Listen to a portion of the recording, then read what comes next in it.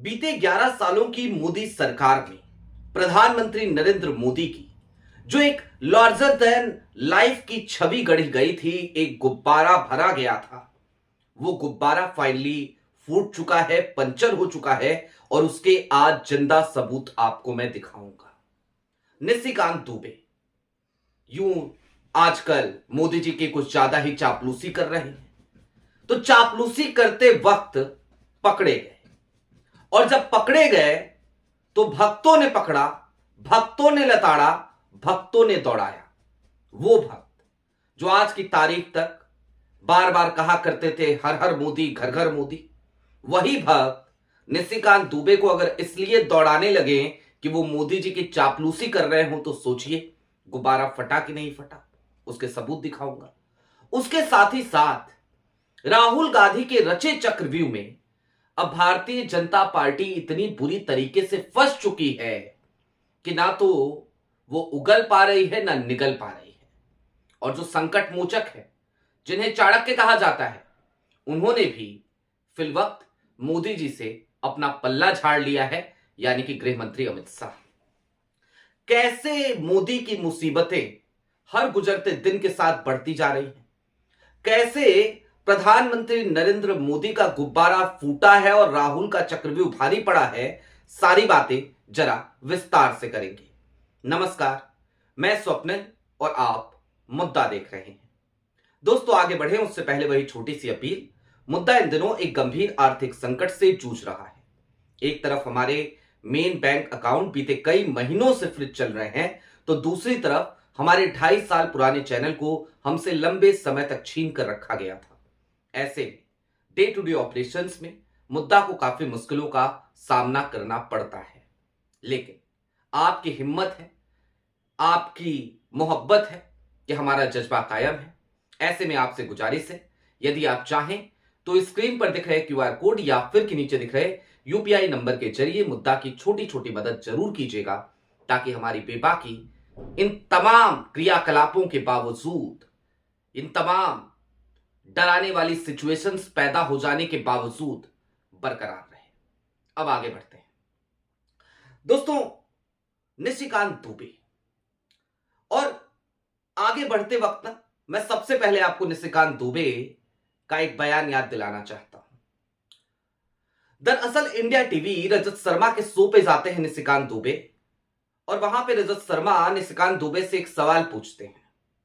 सवाल ये कि राहुल गांधी कहते हैं कि ये लोग मेरे ऊपर हमला इसलिए करते हैं क्योंकि मैं मोदी जी से सवाल करता हूं, और इसके ठीक बाद निशिकांत दुबे का जवाब बड़ा बेतुका होता है।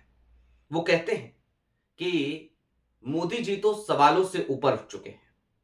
सिर्फ वहां पर वो उस इंटरव्यू में आपकी अदालत में यह बयान नहीं देते, बल्कि निशिकांत दुबे उस क्लिप को अपने ट्विटर हैंडल पे भी साझा करते हैं, और जब वो साझा करते हैं तो उसके बाद क्या होता है आपके स्क्रीन पर मैं 3 सबूत से पेश करना चाहूंगा। वैसे तो अनगिनत हैं इस वक्त पे तमाम ट्विटर हैंडल जो मोदी भक्ति किया करते थे, वो खुल करके मैदान में उतर गए, लेकिन ये 3 बहुत जरूरी है आपके लिए देखना।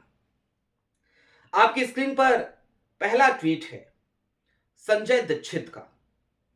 संजय दीक्षित एक आईएएस ऑफिसर, मोदी भक्ति में हमेशा तल्लीन, और जयपुर डायलॉग नाम का एक ऑर्गेनाइजेशन चलाते हैं, एक प्लेटफॉर्म चलाते हैं। वो लिखते हैं, सवालों से ऊपर तो भारतीय परंपरा में भगवान भी नहीं होते। आप चाटुकार शिरोमणि हो, आपको चाटुकार रत्न की उपाधि मिलनी चाहिए। ये संजय दीक्षित लिख रहे हैं निशिकांत दुबे के लिए, क्योंकि वो मोदी को सवालों से ऊपर बता रहे थे। जाहिर सी बात है, सही कह रहे हैं संजय दीक्षित, सवालों से ऊपर भगवान भी नहीं होते। मोदी जी क्या हैं ये मोदी जी जाने। आपकी स्क्रीन पर एक दूसरा ट्वीट है हर्षवर्धन त्रिपाठी। कहने को खुद को पत्रकार कहते हैं, लेकिन तमाम टेलीविजन के स्क्रीन पर इनका रुख क्या होता है आप सब बेहतर तरीके से जानते हैं। लेकिन हर्षवर्धन क्या लिखते हैं, अब आपने हद कर दिया। लोकतंत्र में सवालों के ऊपर कोई नहीं होता है, तो नरेंद्र मोदी भी कैसे हो सकते हैं।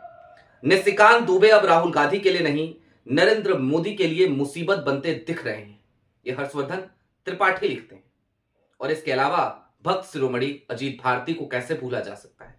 उन्होंने क्या लिखा, इस पतित पर कम्युनिटी नोट लगाओ कि किसी भी देश में प्रधानमंत्री सवालों से ऊपर नहीं हो सकता, सवालों से ऊपर तानाशाह होता है। ये आदमी चाटुकारिता के नए कीर्तिमान रच रहा है। अजीत भारती का यह बयान है निशिकांत दुबे के लिए कि ये आदमी चाटुकारिता के नित्य नए कीर्तिमान रच रहा है। अब ये भक्त आखिरकार निशिकांत दुबे को दौड़ा रहे हैं, लेकिन वो निशिकांत दुबे को नहीं दौड़ा रहे, बल्कि वो इस बात का एहसास दिला रहे हैं कि आज की तारीख में मोदी जी की वो लार्जर देन लाइफ की जो छवि थी, वो छवि खंडित हो चुकी है, चूर चूर हो चुकी है, नेस्तनाबूत हो चुकी है। और मोदी जी का महामानव वाली उपाधि हो, 56 इंच के सीने वाली हो, या फिर कि विश्व गुरु वाली, वो सारी उपाधियां आज की तारीख में खत्म हो चुकी हैं, उनके नाम के आगे नहीं लगाई जा सकती। अब दूसरी तरफ राहुल के चक्रव्यूह और अमित शाह के पल्ला झाड़ने को भी चलते चलते समझ लीजिए। दोस्तों, इस बार बजट सत्र का पहला सेशन हंगामे की भेंट चढ़ गया, लोग ये कह रहे हैं, लेकिन सच्चाई इससे कहीं कई कदम आगे जाकर खड़ी होती है।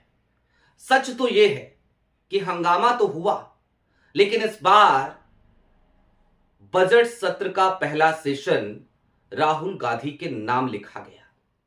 इस बार राहुल गांधी के मुद्दे चाहे या ना चाहे भारतीय जनता पार्टी के लोग, टीवी यानी कि मेन स्ट्रीम मीडिया यानी कि गोदी मीडिया, पॉमेरियन मीडिया, जो भी नाम दीजिए, वो लोग चाहें या ना चाहें, उन तमाम मुद्दों पर उन्हें बहस करनी पड़ी। वरना राहुल गांधी कुछ भी बोलते थे, कहां बहस करते थे, ये तो मीन मेख निकालते थे। लेकिन कम से कम राहुल गांधी ने नरवणे की किताब हो, राहुल गांधी ने एप्स्टीन फाइल का मुद्दा हो, राहुल गांधी ने यूएस ट्रेड डील का मुद्दा हो, इन तमाम मुद्दों को इतनी सजगता के साथ उठाया कि वो सार्थक लगने लगे। और उन तमाम मुद्दों पर सरकार घिरी, बैकफुट पर आई और अमित शाह साहब लगातार खामोशी अख्तियार किए बैठे रहे। आज की तारीख में भले पांडुचेरी में जाकर के अमित शाह मंच से चुनावी भाषण में कुछ बोल रहे थे, लेकिन वो उनकी मजबूरी थी, वो उनकी मजबूरी थी, क्योंकि गए हैं भाई, चुनाव की कैंपेन शुरू करने गए हैं, तो क्या करें, भारतीय जनता पार्टी की बुराई तो नहीं कर सकते। लेकिन सदन के भीतर अमित शाह साहब ने एक बार भी इस बार राहुल गांधी के सामने सीना तान कर खड़े होकर पहले की तरह मोदी जी का बचाव नहीं किया, हरदीप पुरी का बचाव नहीं किया। अब राहुल का ये जो चक्रव्यूह है ना, ये और ज्यादा कैसे भारतीय जनता पार्टी को पूरी तरीके से अपने कब्जे में लेता जा रहा है, उसको समझिए। यही निशिकांत दुबे हैं, सब्सटेंटिव मोशन लेकर के आए हैं। बजट सत्र का अगला सेशन 9 मार्च से शुरू होगा। जाहिर सी बात है, उस सेशन में, दूसरे सत्र में बजट सेशन के इस सब्सटेंटिव नोटिस पर स्पीकर फैसला करेंगे, और अगर स्पीकर फैसला करते हैं तो इस पे सदन में चर्चा होगी। चर्चा होगी तो राहुल गांधी एक बार फिर क्या कहेंगे?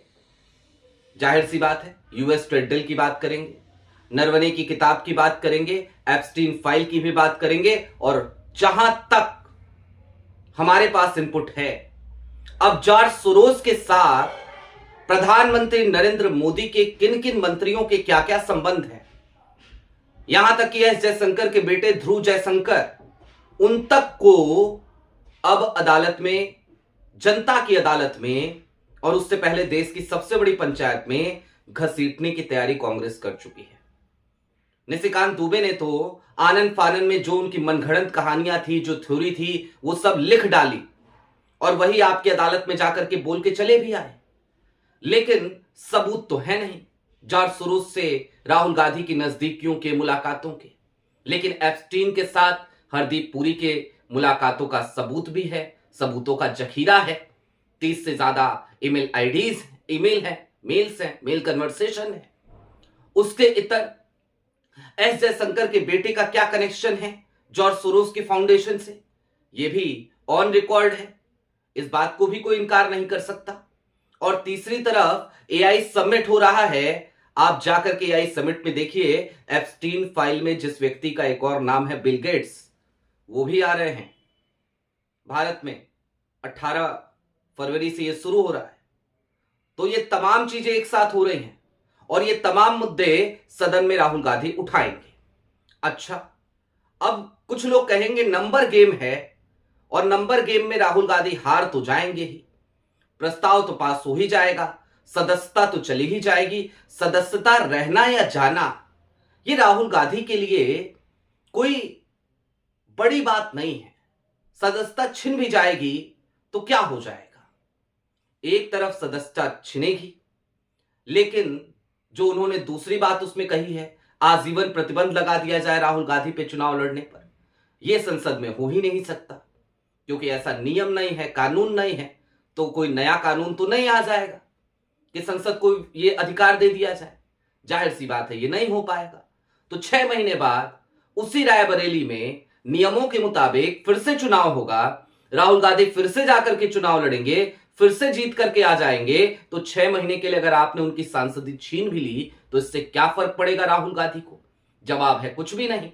और इन सबके बीच इन 6 महीने में राहुल गांधी अभी इस सेशन में जो बोलेंगे 9 मार्च के बाद, उसके बाद क्या क्या करेंगे, पूरे देश में घूम घूम करके क्या क्या करेंगे, जहां जहां चुनाव है वहां पर क्या क्या करेंगे, असम में चुनाव है उस पर कितना व्यापक असर पड़ेगा, ये तमाम चीजें भारतीय जनता पार्टी को इतनी बुरी तरीके से फंसा चुकी हैं कि अब भाजपा ना तो उगल पा रही है ना निगल पा रही है। और निशिकांत दुबे वो चापलूसी और चाटुकारिता की हदें पार करते हुए खुद भारतीय जनता पार्टी के गले में फंदा डाल चुके हैं। आपकी क्या राय है? कमेंट बॉक्स में जरूर बताइएगा। अभी के लिए दीजिए इजाजत। चलते चलते फिर वही अपील, चैनल पे नए हो तो सब्सक्राइब करते हुए जाइएगा, सक्षम हो तो मुद्दा की छोटी छोटी मदद जरूर कीजिएगा। बहुत शुक्रिया।